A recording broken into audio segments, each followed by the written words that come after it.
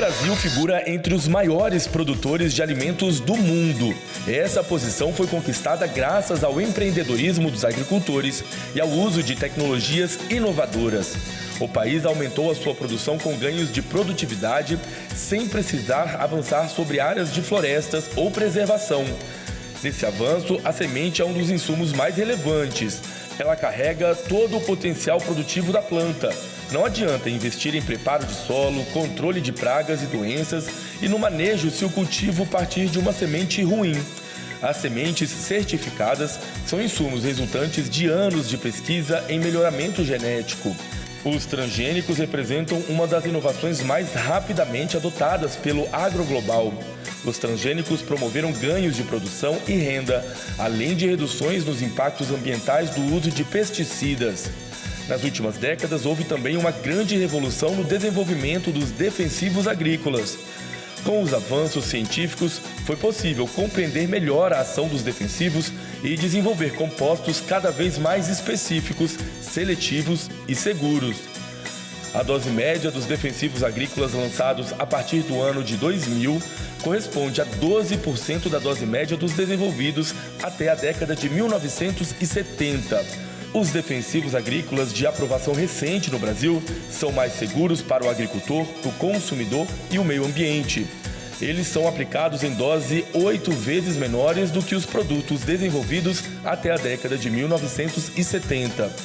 Hoje, um dos desafios é a integração permanente de todas essas tecnologias nas fazendas.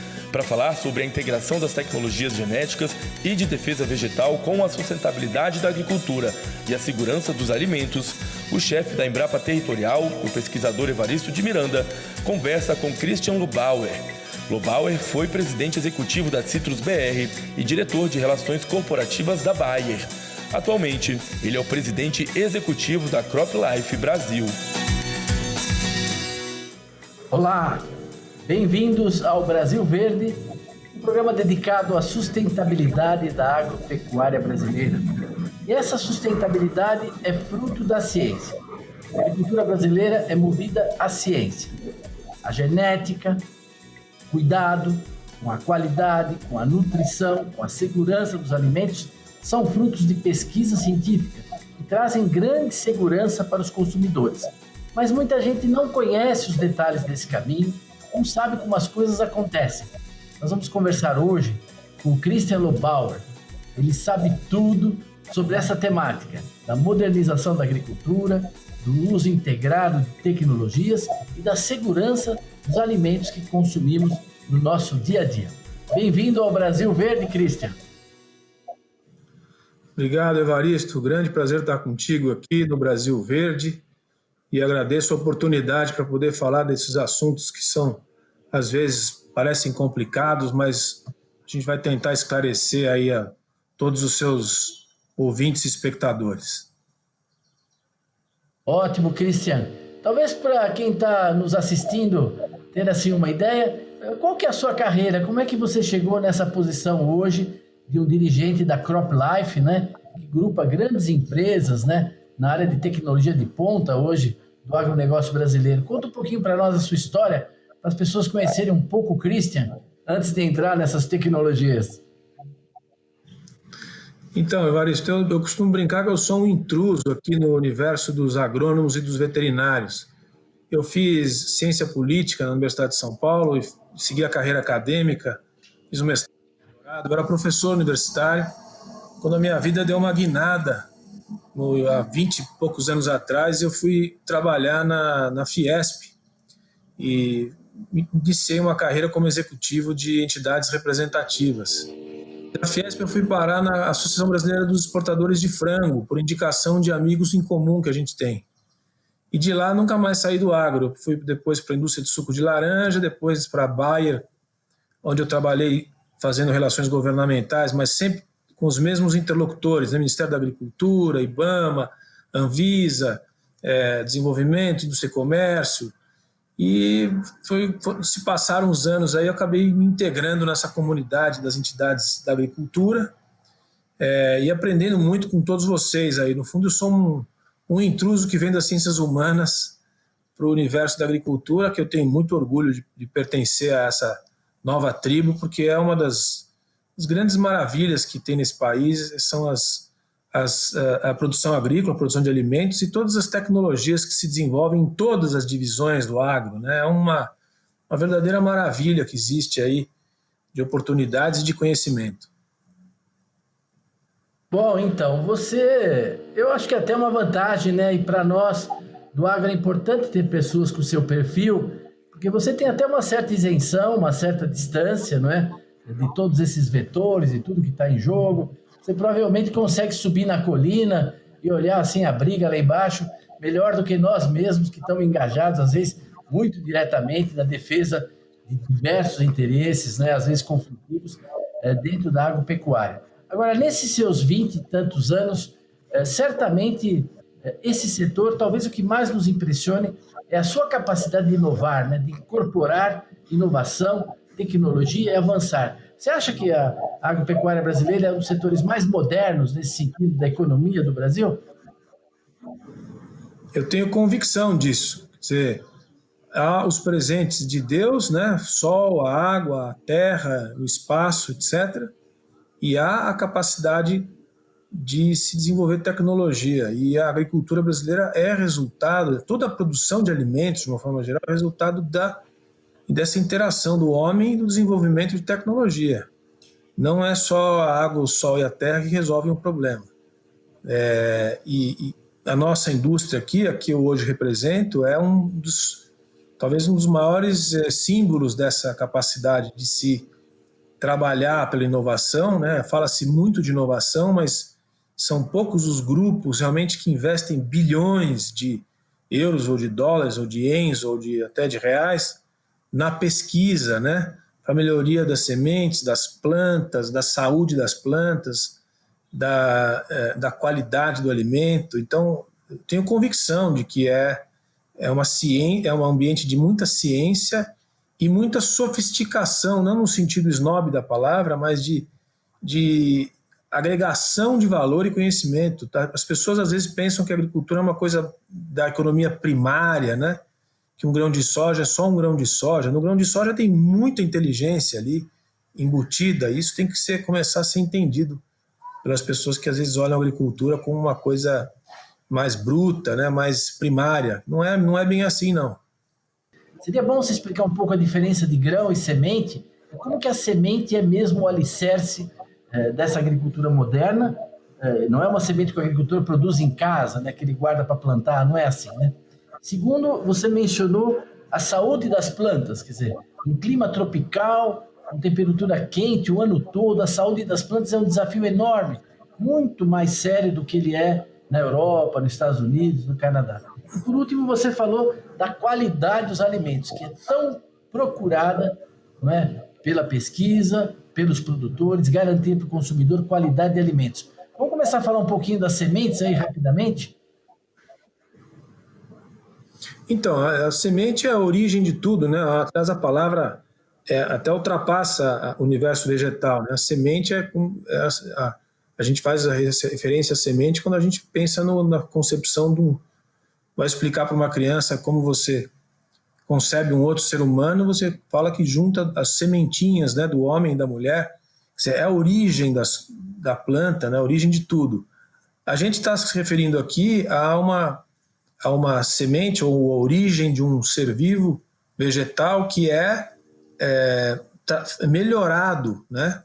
Quando a gente vai tratar profissionalmente da produção de alimento, a gente não pega uma semente qualquer, a gente trabalha no laboratório e no campo para o cruzamento de plantas que têm características adequadas a um determinado ambiente, para que ela fique cada vez mais forte. E isso nós nem entramos na genética de laboratório, mas é uma prática que vem lá dos primórdios da agricultura, 10 mil anos atrás, quando o cidadão começou a perceber que ele escolhia uma planta mais saudável em um determinado ambiente, cruzava com uma outra e ia melhorando aquela planta, e a semente vai, por sua vez, ficando mais adaptada e mais forte e mais apta àquele ambiente e, como consequência, mais forte. Depois disso veio o universo da genética, a partir dos anos 50 do século XX, quando explode a ciência da genética, desde aqueles estudos que a gente tem na escola do Mendel, né, do final do século XIX, mas a ciência realmente da genética e da edição gênica, como a gente diz hoje, que é uma nova fase da tecnologia da semente, que é você já entrar no universo do DNA e editar como se tivesse uma tesourinha na mão e pudesse escolher as características dentro do próprio gene da planta e colocar ele em posições corretas para ter determinadas características, como ser mais resistente a estresse hídrico ou resistente a qualquer outro aspecto que a gente tem interesse. Então, quando a gente fala hoje em semente, a gente está falando de uma preciosidade, de um produto caro, porque tem muito estudo envolvido, e as sementes hoje têm milhares de características que você pode adaptar a diferentes situações ambientais, condições do clima, e isso é uma ciência muito nova e que tem muito a avançar ainda. E o Brasil, né, que planta uma área aí de 60, quase 70 milhões de hectares, ele compra muita semente todo ano, né? Essa semente é produzida e existe até direito autoral, né? Porque se pessoas trabalharam, investiram bilhões, né, para chegar numa planta mais resistente à seca, uma planta que tem maior riqueza em determinada proteína, ou que resiste melhor ao ataque dos insetos, tudo isso você acaba pagando na semente, mas tem lucros, né? Acho que o algodão transgênico é um exemplo disso, né? Como rapidamente essa tecnologia da transgenia, ela se espalhou rapidamente na agricultura, quer dizer, sem dúvida é um sucesso econômico, ambiental, social. Os transgênicos foram mesmo uma revolução na agricultura brasileira e está sendo na agricultura mundial, não é verdade? Sem dúvida, a gente passou por uma fase muito crítica de algumas sociedades, inclusive no Brasil, mas fortemente na União Europeia e até nos Estados Unidos, em parte, muito crítica e que gerou uma insegurança nas pessoas em tratar da transgenia. Hoje isso está baixando um pouco, já está se percebendo que depois de mais de 25 anos de consumo de produtos transgênicos, né, oriundos de sementes e plantas transgênicas e produtos transgênicos, está mais do que comprovado, com vários estudos de altíssimo nível, que não há nenhum problema para a saúde humana e nem para a saúde animal e nem para a natureza. As modalidades de transgenia que existem hoje aí disponíveis no uso humano. Ainda há uma certa resistência, mas o que se percebe é que o que se ganhou para a humanidade em matéria de produtividade e, como consequência, redução da expansão no uso da terra, você conseguir produzir muito mais, porque a planta fica apta a se defender das intempéries da natureza e dos próprios defensivos que são usados para a proteção contra insetos, contra fungos e assim por diante, a expansão reduziu. Quer dizer, o milagre da produtividade, que a gente sempre repete, mas é importante que as pessoas parem para pensar. Quanto mais você produz na mesma quantidade de terra, menos você expande, portanto você protege os biomas e as outras áreas. E isso é resultado dessa tecnologia. Você alterar com segurança e com bastante controle. Acho importante dizer isso, Evaristo. Essas empresas que pesquisam, elas gastam até 18 anos para conseguir colocar uma semente nova, desde o princípio da pesquisa até ela chegar no campo num determinado país, é quase 20 anos de trabalho, são bilhões, porque os aspectos de controle e segurança são muito agressivos. Nenhum produto é tão testado como um produto transgênico. E no Brasil quem faz isso é o CTN-Bio, que é uma instituição que merece respeito, porque é uma instituição que ganhou muita projeção de gente muito competente, brasileiros competentes que são capazes de avaliar no final do ciclo se aquele produto tem algum perigo para a saúde humana, animal ou para a natureza. E o CTN-Bio é uma referência internacional. Então, assim, não tem perigo. As pessoas deveriam se orgulhar de poder ter acesso a alimento barato, produtividades altas, em função do desenvolvimento da transgenia. Então, resumindo, nós tivemos ocasião já de entrevistar aqui no Brasil Verde o Dr. Paulo Barroso, lá da Embrapa Territorial, que preside atualmente o CTN-Bio, né? E ele esclareceu, acho que bastante as pessoas que podem confiar que essa análise, né, dos produtos, se houver algum risco, alguma coisa, eles estão atentos para isso. É um trabalho muito sério que dá segurança ao consumidor com relação a esses produtos e que esses 25 anos aí atestam, né, em estudos internacionais, aqui, etc.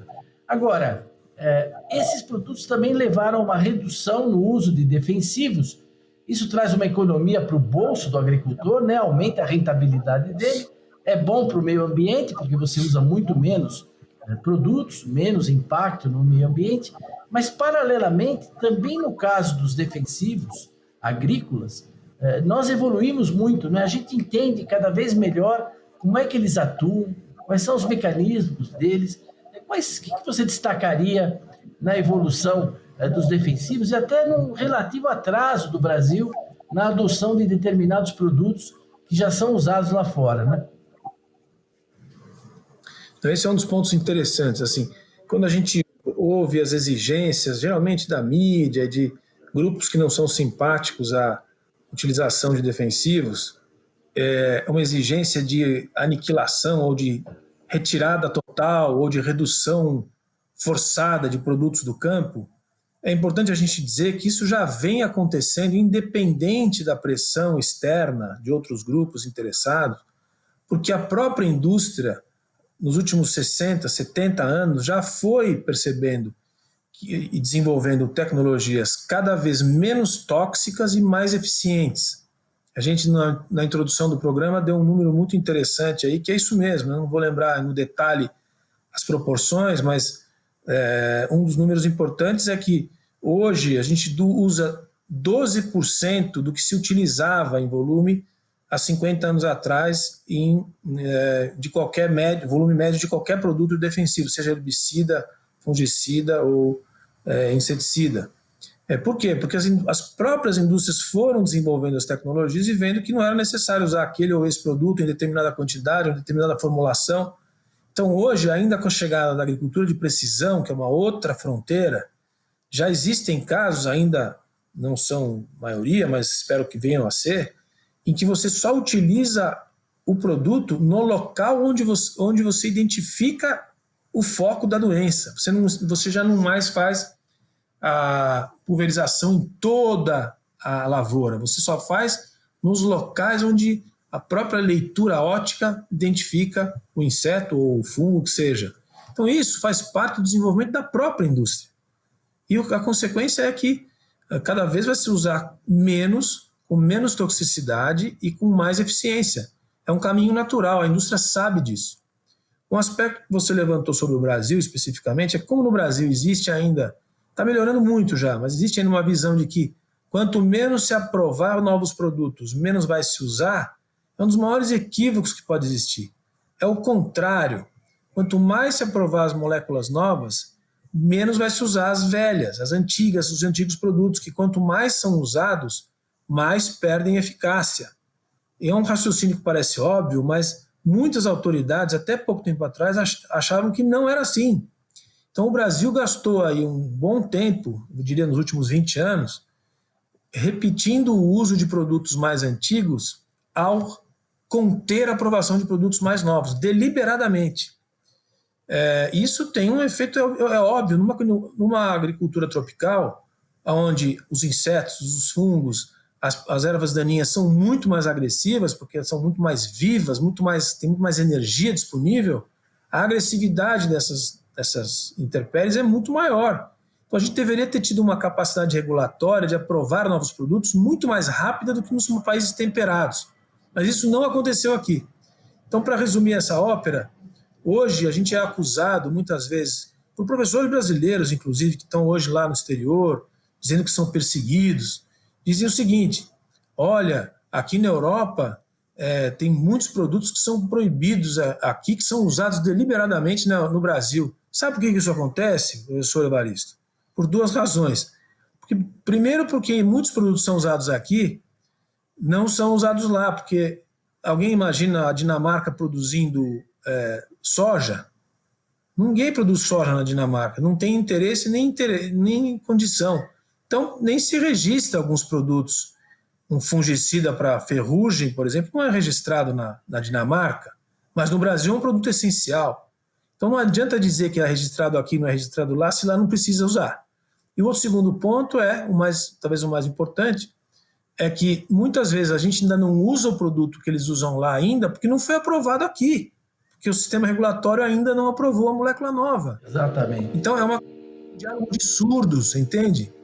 A gente expõe todos os números, os registros, etc.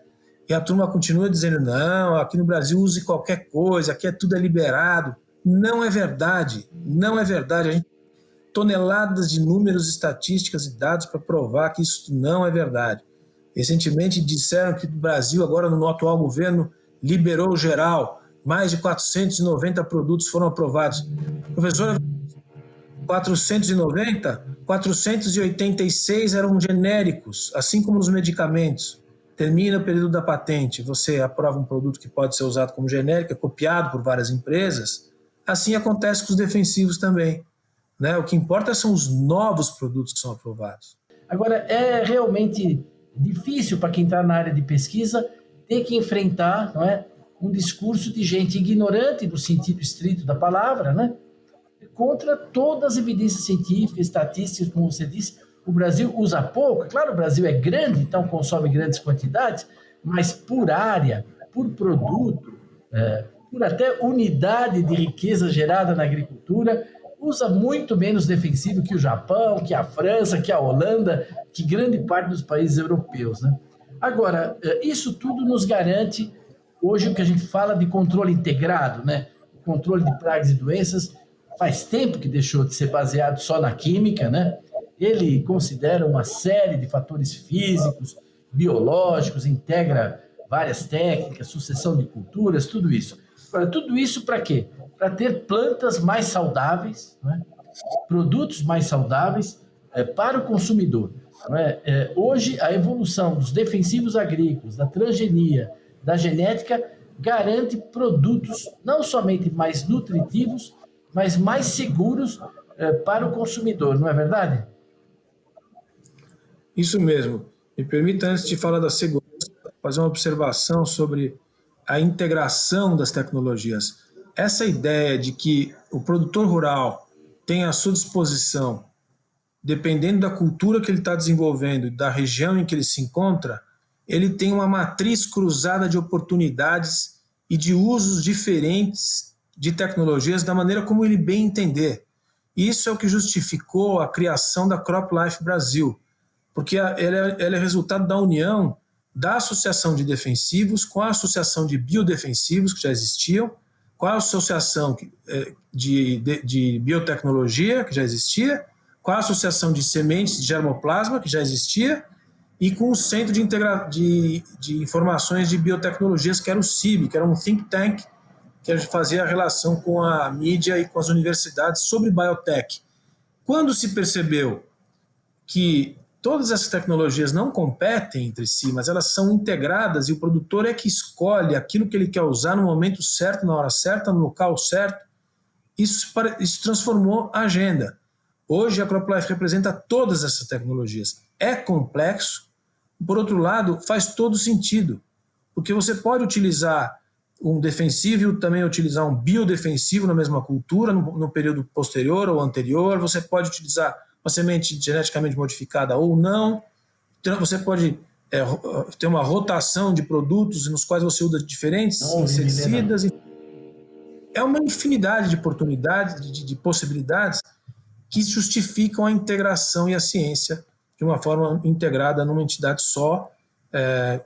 Boa parte das empresas também foram se integrando no mundo inteiro, né? Houve uma consolidação de grandes grupos que cuidam de toda essa tecnologia.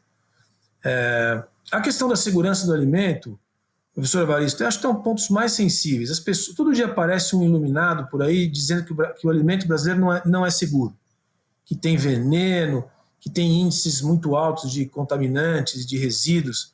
Eu faço questão de dizer sempre, a gente pega o estudo que foi a última versão do estudo do PARA, né, em 2019, que é o Programa de Análise de Resíduos de Agrotóxicos nos Alimentos, que é realizado pelo Ministério da Agricultura do Brasil, com uma metodologia idêntica à da União Europeia, só que com mais amostras e em mais alimentos. E o índice de não conformidade do alimento brasileiro é de 0,89% em todas as amostras, que são mais de 4 mil amostras de alimentos. Na União Europeia, esse índice é 0,90%. A gente pode dizer de boca cheia que, do ponto de vista técnico, metodológico, científico, com a mesma metodologia, o alimento brasileiro é tão seguro quanto o europeu. Só que a manchete do jornal é a seguinte: 23% do alimento brasileiro não está em conformidade. E é verdade. Sabe por que é verdade? Porque não há registro para o produto que você usa para goiaba, que poderia ser usado para o mesmo inseto, para o maracujá, não está registrado para o maracujá. Aí o agricultor vai lá e compra para goiaba e usa para o maracujá. Aí a análise sai daquele produto no maracujá sem o registro, está em não conformidade. Então é uma questão regulatória, não é uma questão de segurança do alimento. Isso demora muito para explicar. Nenhum jornalista se habilita a explicar isso para as pessoas. Prefere dizer que 23% do alimento brasileiro não está em conformidade. Então é uma luta inglória. A gente dizer para os nossos ouvintes aqui e telespectadores, o alimento brasileiro que ele consome aqui e que ele exporta para mais de 190 países é absolutamente seguro. A gente tem que insistir nesse ponto.